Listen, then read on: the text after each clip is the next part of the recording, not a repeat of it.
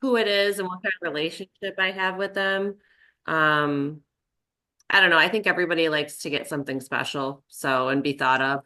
Yep. So as long as it's not too expensive, and something easy, Yep. then that's what I Something think. easy, right? Like, because we're trying to do this at scale. So it has to be easy and it has to be specific, right? Because at the end of the day, like I said, we're trying to build this big machine. So we want to really do things at scale and stay organized. And, Casey, like you're doing the pumpkins, right? So you have to know that your clients have kids, right? And what the age that they are. It's like same with you, Ashley, right? If you're doing chalk, Mhm. at least the same thing goes for you, right? You need to know, like, if you're calling on the phone, you probably need to know, like, a little bit about like their life, right? And what's going on and what's important to them, Yes. right? Yeah, I try So, to take note of their personal lives.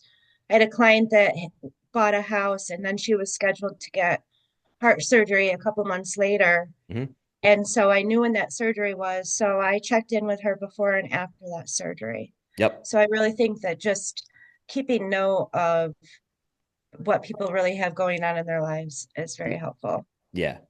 And I think like having like knowing all that stuff too, it goes back to like controlling your calendar. Uh, and I think it eliminates like, and I'm guilty of this, of like call reluctance. Like, shoot, like I gotta call these people. I haven't talked to them in like a year. What am I supposed to talk to them about? So I think having notes and making them specific to like that specific person will definitely eliminate like any call reluctance. And it also like if you put it in your calendar, you're going to be less likely to be like, you know what, I'll do that next week, right? Like Hmm. I'm completely guilty of it. So this is all about that ambassador business model. Again, I took this from a guy out in Denver, and he did an analysis of uh, all of his agents, right? And for him in his office, it took six ambassadors for one closed sale. So let's say you have 500 ambassadors came out to 83 closed sales a year. And let's say the average commission, is let's say 7,500 bucks. I'm doing the numbers a little bit more specific to like the New York area. But that comes out to gross sales commissions paid to 622,500. Now, Chris, what do you mean by ambassador? yep. So when I say ambassador, I mean someone in your database who knows someone in need of an agent and would say your name without hesitation, right? Okay. Like the biggest cheerleader for you. That's what I mean by ambassador. So like we have a lot of people in our database, but not everybody's an ambassador. So I mean someone who like if they hear of somebody looking for a home, they're like saying your name without hesitation, right?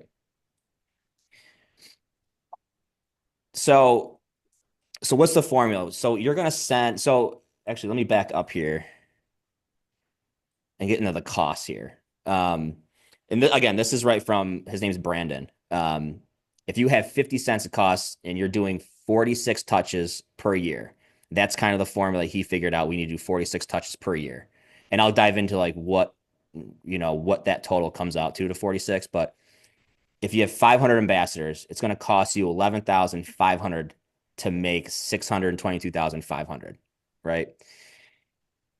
Again, you have to scale this whichever way you want your costs, better than me. You guys know your costs better than I do. But either way, I think touching people one on one, we're not relying on so much on technology. You can see the investment made. I mean, it worked for this guy in Denver, right? Um, so what is the program? So here's kind of the formula that he used that make up the 46 touches. So you're going to send 12 direct mailers to your ambassadors each year, so once per month. And to me, I would do like a mix of real estate related and then maybe some fun stuff. I really like this one, for example. This is and if you guys scan this QR code, that's going to bring you to a website that he uses for all of his template ideas. So you can scan that and go to his website just to get you like thinking about some ideas. But I really like this one, um, especially it's so specific to listings. But that QR code takes people to a specific website, soldin65.com. And I love this, especially coming from the SEO side of the world and like web traffic. It allows you to track the traffic and then retarget those people. Are any of you guys familiar or have you done like retargeting ads? Okay. No. So have you ever gone to like cars.com and then left that website and like you see cars.com ads everywhere you go? Mm-hmm. That's retargeting. So it takes your IP address and wherever you go on the web, it follows you. Right. So that's retargeting. I feel But like that so happens to me in social media. Like what's that? I feel like that happens to me in social media. I'll be researching something, Mm-hmm. and then all of a sudden all these ads will pop up or Yep. whatever. It does, and it doesn't matter which platform you go to. It'll be Facebook, Instagram, any website. Like it puts that tag on you, and it just Your follows phone you wherever does you. it too. What's that? Your phone does it too. Oh yeah, oh yeah. You ever been talking and you're like, It listens a little. oh, 100% all the time. I definitely think our phones are listening to us for sure. But that's retargeting. It's super effective. He utilizes it. Um, But the whole point is we really want to provide these ambassadors of something of value in the mail at least once per month. So I guess have I know some of you guys have done a lot of like the like newsletters or mails, postcards. There's a lot of like a lot of like birthday cards, that kind of thing. Anything else that you guys maybe do that's unique with the newsletter with the postcards? On No. their home, Oh, go ahead. on the anniversary of the closing of their home, I text them. Okay. And say, oh my gosh, can you believe? And again, that just creates conversation. Yep. But I'm Yep. very excited to hear about the emails because I don't do any newsletters and I know I have to, but it's on the Yeah. bottom. Yep. So I'll get into that. That's towards the end here. That's the funnel part. Yeah. Because you guys have already done the hard part of getting a client to know, like, and trust you. Now it's like we totally forget to market to like our Mhm. best advocates, right? Um, but I'll keep going here on this, and we'll get into the emails in a little bit. Um, this is what I was talking about with HomeBot. I don't get paid by them. I wish I did because I mention them in my podcast and I use them and I pimp them out constantly. But it's an awesome tool. So for market reports, you can really go in there and they have a whole really dashboard and they're allowed to play with the equity. They can see what their home is worth. It uses all these different data points that pull in to HomeBot. So you use Zillow and all these other market websites to pull in the true value. They'll look at like what you could get for a listing and what the nice thing does, and I wouldn't tell the clients this, but it tracks their behavior when they're on the dashboard. So it'll give them a score of likeliness to list their home based on what they're doing.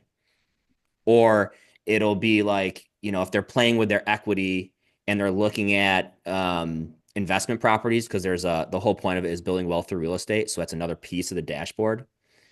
They can look at the return on investment based on single family, two family, three family, four family.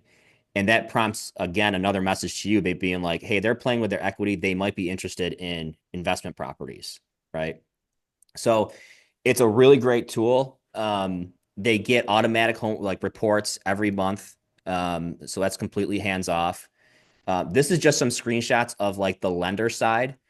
It's very similar to the realtor side that you got that they would see and that you would see. Um, but it's really user friendly. It's the best tool that I've used of probably three or four of them, and HomeBot's probably the best tool that I've used for this. Um, and again, it's all hands off. You can customize it to however you want. You can put your videos in there to introduce people to HomeBot. And there are some people that unsubscribe, but the open rate is what's awesome about this. My open rate is about 93% on emails, which is pretty insane. And then once they open the email, the click through rate to HomeBot itself once a month is just under 84%. So it's like 83.89. So there's a lot of engagement with this tool. And again, based on their behavior and what you see, it allows you to reach out and just kind of like frame different questions to based on what their behavior was. Now they don't need to know that like, hey, I've been watching you, but it definitely helps frame the conversation. And again, remove that call reluctance, because I have a hard time with call reluctance. So anytime I can frame a conversation and feel confident in that conversation of what we're talking about, um, I want to do. So that's HomeBot. That's been again awesome for me. Um, Chris, do you have to tailor that report to them every month, or is it auto-generated? it's auto generated. Yep. So it's everything's auto generated. You just have to put in they have to do some work on their end. So like what I do for my closed clients, I know like when they're closing, I know their interest rates. You have to put all that information in, but they can do that from their last mortgage statement. Just put in the information quickly, and then it automatically amortizes and generates the report for the client. It's yeah, it's just called HomeBot, and I would for you guys use the Realtor version because like I said, there's two versions.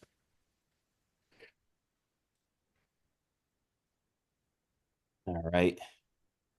All right. Let's see here. All right. The other thing he talks about is sending 12 property alerts. So for everyone in the database that owns a home, they should be receiving an update of current active properties that are for sale in that neighborhood. So if you think about it, like if I'm an active home seller, I want to know how many active homes are for sale in my area. And I want to know what the average prices are. And when my neighbor lists their house, I mean, everyone knows like home prices right now are like insane, right? So when a neighbor lists their house at, let's say 650,000, and I can't believe that something is selling that high, I'm for sure going to call my agent and tell them that my neighbor just listed their house for 650K. Do you think I could get that? And the purpose of these alerts is to do exactly that. It's to trigger these kind of types of potential sellers to pick up the phone and just ask the question, right? We just want to make sure that they're top of mind. So even though that they're in a house and maybe that they have like I said, a low interest rate, we're never going to like convince someone to sell their house at a 2.5% to go buy a house at 6. But it's all about just being top of mind because we're not just looking for their potential like business. It's about the people that they know in their circle. So that's what this guy teaches. Oh, there we go. Now, if they don't own a home, that's where you would set them up on a custom search. Obviously, you guys already probably do that. But I really don't see the property alerts to past clients happening as much really as it should. I mean, you guys are in the business of buying and selling property, right? So it's really on you to get the product in front of the consumer. So in the chat box, how many people in your database, or even it can be a percentage, like how many people would you say own a home?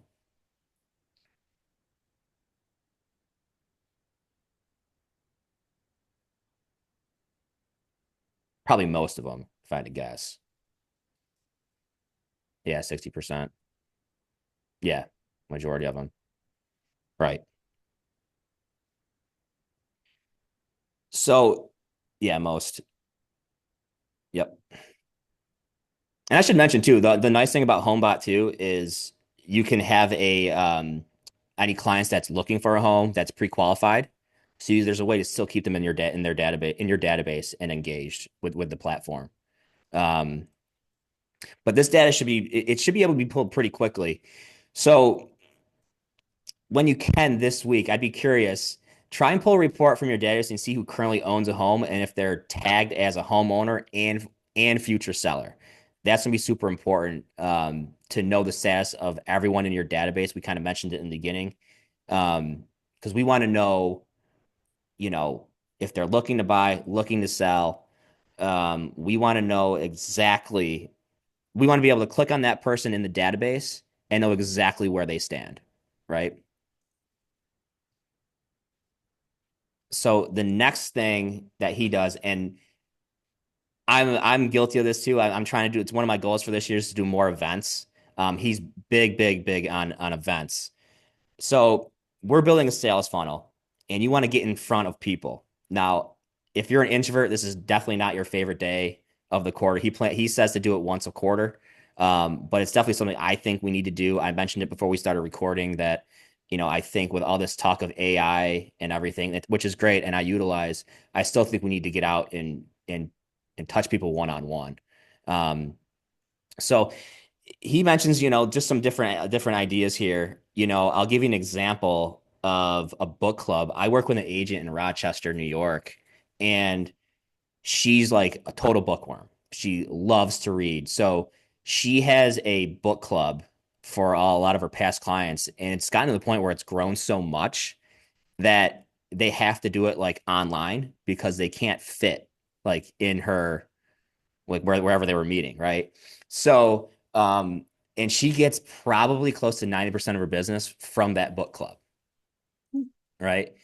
So, it can be something as simple as that. It can be something as, a client appreciation, investor seminar, a charity focused event, something out at the park, just something to get everybody out and kind of like let their guard down, to get them to know each other on a more deeper level, right?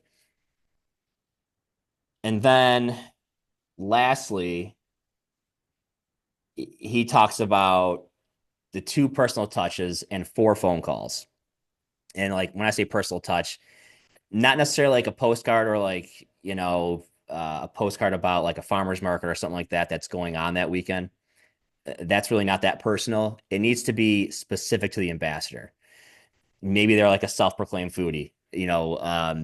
He would reach out to the ambassador and shit and say, here's a great a restaurant in the area that has won some awards, right? For example, in Syracuse, we have Noble Cellar that won a bunch of awards. So if I had a client that I knew was really into food and like trying to like explore different things in our city, I would share that with them.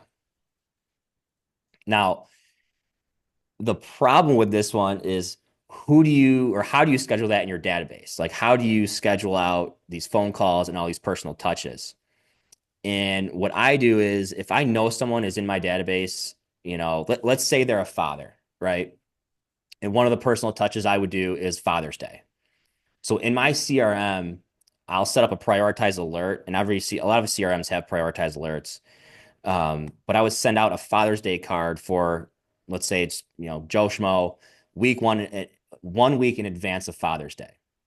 I'm also going to put a tag on them. And now they're tagged with all these other fathers in my database. I can group that Father's Day mailer and run the report for all the fathers in my database, print the card, sign it, and get it out. So I think the whole point of this is doing this at scale and being personal at scale. So that's why I'm saying it's so important to make sure your CRM is tagged the right way, because there are so many things you can do to group and make your life so much easier rather than, trying to figure out in your head, like, okay, is this person a father? Is this person a mother? Like, what do I want to do for this person? It's already kind of planned out just by a couple of clicks of a button on your CRM. So we kind of talked about the call reluctance. Like I said, I have it too. But I think we definitely need to like get out there and do it, because at the end of the day, really, you guys are the heroes. You guys got their offer accepted in this market on a house they love. You're basically like, if you think about it, you're like a miracle worker. So I think past clients want to hear from us more than we think.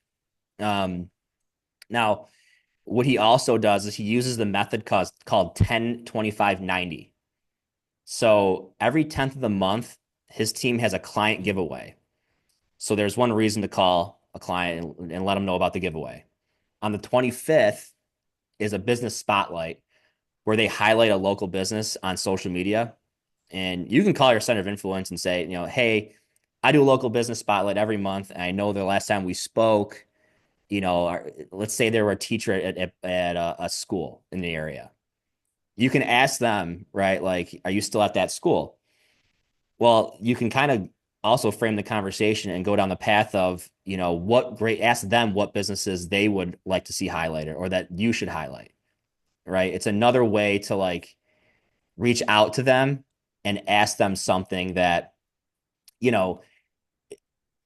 is beneficial to you, but you're also calling them with a purpose. You're not like going into the conversation being like, gosh, I hope it goes to voicemail. I hope it goes to voicemail. You know what I mean? So you can just check a box. There's a purpose to the conversation. And it's not a really, it's not a pointless conversation. And then with the 90 days, that's where you do that client appreciation event. All right. So that's his, 10, 25, 90 model that he talks about. Lastly, this is probably the biggest one. This is the one I like the most. This is like the emails funnel, right? So are all you guys familiar with sales funnels? Okay. Do you guys have any implemented, like, whether it's social media or anything? No? Okay, good. Um, so this is again where it's going to be super important that everyone in your CRM is tagged. And by the way, interrupt me, with any questions that you guys have. But um, no matter what CRM you're using, you'll be able to create this. Um, and what we want to do, like I said, is be hyper specific. So to create the sales funnel, I just went to ChatGPT and I'll show you this right here. I literally asked the question, I'm helping a real estate agent create lead funnels to their past database. What are 10 sales funnels that they could send to past clients in order to get more listing appointments and more buyer clients? And within 10 seconds, it came up with the funnel, the email, the call to action, and then a follow-up. Right. So these are all different sales funnels that you can send to your current database. And what I'll do for everyone on the call, if you want, I'll email everyone this list right here. And at the end, I'll have you guys can scan. I have a school academy where me and Matt, my videographer, this is where we really like help people implement these sales funnels. So I have no problem helping you guys, implement this to your current database. But it's super powerful. Um, it's something that can be super specific, right? Like not everyone is going to be ready for this move up buyer funnel, which is again why it's going to be so important to tag them the right way in your CRM. Okay. The platform that we use, at least that I use, is called Go High Level to set up these triggers. Is anyone familiar with Go High Level? No? Okay. What about ManyChat? Is anyone familiar with ManyChat? Okay. So Go High Level, what it does is you have to set triggers up, right? So without getting into the weeds, what I can help you with and what Matt can help you with is setting up the CRM, the tags the right way so that they're getting the right thing. So let's say you have a move up buyer funnel. What we would do is tag them that way, right? Let's say they've been in their house for 7 years, family's growing, right? We're going to tag them a certain way. And then what we're going to do is put these triggers in Go High Level and send that email out. And if it would be let's say it's a lead magnet is, how to sell your home how to buy a new home without selling your current home. Like that's the lead magnet, right? When they click on that, now they get put in another funnel, right? So the whole point of it is like just push them down to where they're going to be contacting you. So that's what I've implemented myself. Matt tested it out himself, and I can tell you, with a week, I think it was 7 days, he got 6 realtor clients in Toronto because that's where he tested it in Toronto. Because he's like, if it doesn't work, I don't want to like people to know about it. So he tested out in Toronto, and in 7 days, he got 6 calls, like appointments, to show people how to implement these sales funnels. So it's called Go High Level. We set up the triggers, and everything is hyper specific. Let's say, Casey, you work with maybe someone looking to downsize, right? So this funnel right here, the downsizing funnel, would be perfect, right? We just have to make sure they're set up right in your CRM. And then for a lead magnet, gosh, if it's, have too much space, don't know what to do with your house, like call for a free, um, uh, what is it called? Market analysis or whatever it is, right? So, and we can create these for pretty much anybody. Like, want to build wealth through real estate? We can create an investor funnel, right? And these are just some for like buyer clients. Um, this is the investment fund I was talking about. The renting one. So if someone's currently renting that you have in your database, everybody that is renting in your database would be receiving this specific funnel. So, I mean, you can have as many funnels running in the background as you want, right? And it's all done for you. There's nothing you have to do. It's all triggers based on how they go through the email, right? When they click on the lead magnet. So it's a super, super powerful tool. One idea that I had, uh, and I've talked to a couple agents about this, and they haven't implemented it yet. So I'm hoping someone here does.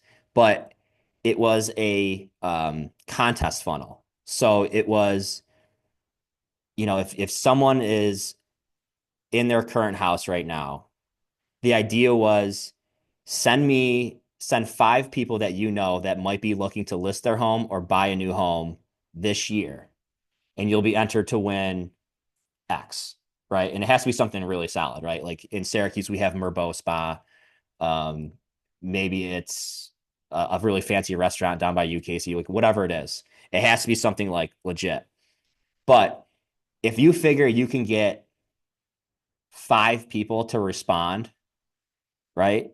That's 25 potential clients that they said that they already know and they're advocating for you, right? And you did nothing really except for set up the funnel.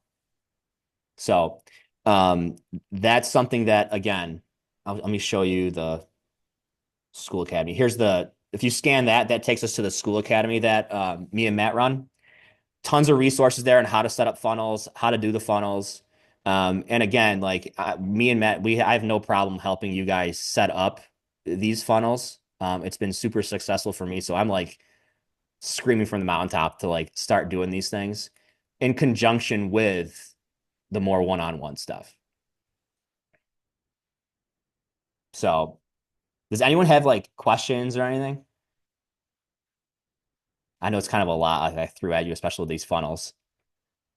No, I don't have any questions, but I think these are all fantastic ideas, especially to implement them in the things that we already do and then just make them even better. Yep. So thank you. Yeah. I think a lot of these things too, it's like we're not like reinventing the wheel. It's stuff that like I feel like we know we should do.